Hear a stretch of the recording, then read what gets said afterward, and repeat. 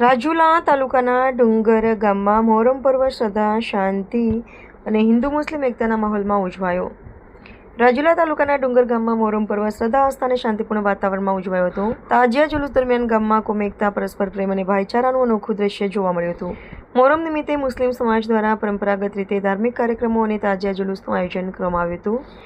આ પ્રસંગે હિન્દુ અને મુસ્લિમ સમાજના આગેવાનો તેમજ મોટી સંખ્યામાં ગ્રામજનોએ હાજરી આપી ગંગા જમુની સંસ્કૃતિનું સુંદર ઉદાહરણ પૂરું પાડ્યું હતું. ખાસ કરીને રામદરબાર આશ્રમ દ્વારા તાજિયા જુલુસમાં જોડાયેલા શ્રદ્ધાળુઓ અને ગ્રામજનો માટે ઠંડા પાણી અને શરબતની નિઃશુલ્ક સેવા કરવામાં આવી હતી.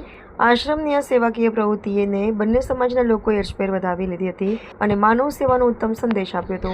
સમગ્ર કાર્યક્રમ દરમિયાન ગામમાં હિન્દુ મુસ્લિમ ભાઈચારો, પરસ્પર સન્માન અને સૌહાર્દનું જીવંત દ્રશ્ય જોવા મળ્યું. ગામના લોકોએ એકબીજાને સહકાર આપીને શાંતિપૂર્ણ રીતે મોહરમ પર્વની ઉજવણી કરી હતી.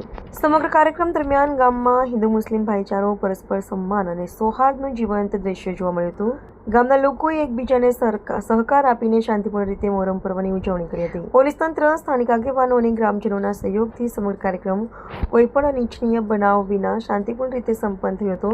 ડુંગર ગામે ફરી એકવાર સાબિત કર્યું કે વિવિધ ધર્મોના લોકો પ્રેમ, એકતા અને ભાઈચારાની ભાવના સાથે રહે ત્યારે સમાજમાં સૌહાર્દ અને શાંતિ વધુ મજબૂત બને છે.